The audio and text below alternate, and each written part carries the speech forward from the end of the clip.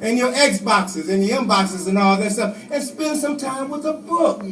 Parents, the best gift you could ever give your children is a book. It's the only gift that can be opened again and again. And the knowledge acquired in a book can be passed on to others and never diminish its value. As a matter of fact, it increases its value.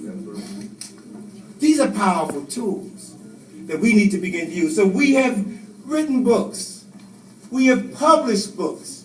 We've made information available so that those who choose to change their relationship with the nation that hates you can empower yourself, so you then begin to determine the quality of the relationship. That's the ability that we have.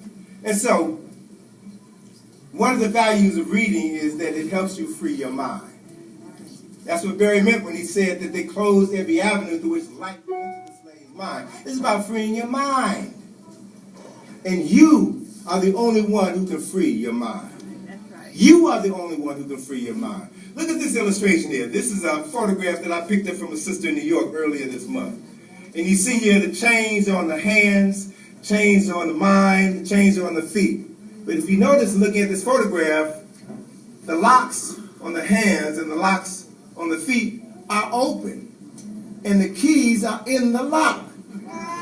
But if your brain is on lockdown, you don't even realize that you have the capacity to free yourself.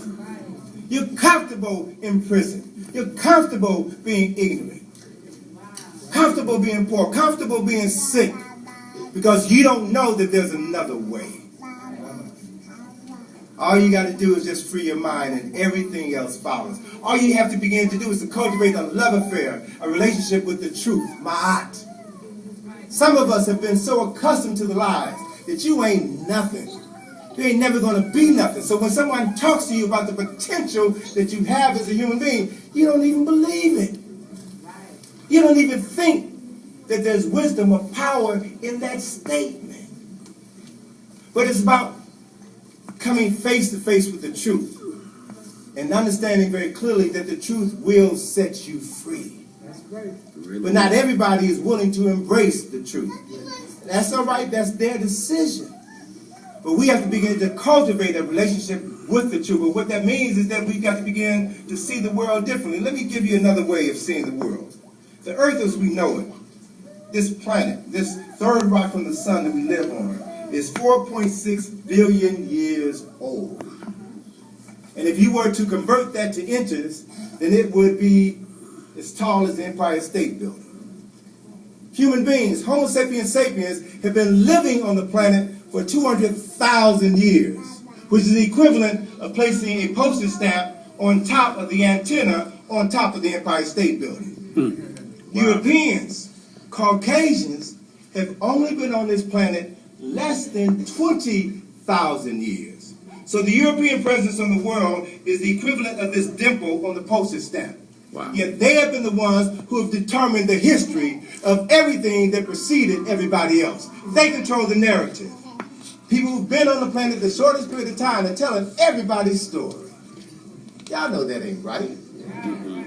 And you got the power to change that dynamic. So then, let's check out some possibilities. Let's check out some realities. Very basic and fundamental reality is, and this is information that's just now finally beginning to make its way down through the pipeline, that the first human beings on the planet, i.e. Adam and Eve, were African. First man and first woman on this planet were African. Come on with it. This past Sunday, I went down to the Smithsonian Museum of Natural History. And they have a new exhibit there on the origins of mankind. And these are some direct quotes from that exhibit. I want you all to take your children out, because I was down there, I only saw maybe the exhibit was crowded, jam-packed. And I could count the number of black families on the thumbs of my left hand. Wow. The museum is free. It's a temple of knowledge. It's where our story is recorded. And I want you all to make a commitment to yourself and your family and children to go down and see this exhibit. But I want you to see this exhibit through the eyes that I'm opening for you. They said in this exhibit that 200,000 years ago, Africans were the only human beings on the planet. That's what the white man said. Africans were the only human beings on the planet 200,000 years ago. They said that 60,000 years ago, Africans left Africa and began to spread worldwide. So then the basic genetic reality that we know is that there is no such thing as race. Race was a false construct that was created by racists in 1777 at Göttingen University in Germany. That's where the term Caucasian was invented. And the whole concepts of race that have defined our reality were invented in order to put us in a subservient position. But they're all lies. There's no such thing as race. There's only one race, the human race. And that human beings, all human beings, all of our DNA is 98% the same. 98% the same. And that everybody on this planet contains the DNA that came from an African woman over 200,000 years ago. Everybody is derived from an African woman. Everybody is African. Although some have lost their melanin, but if you look at them on a genetic level, they got African DNA in them.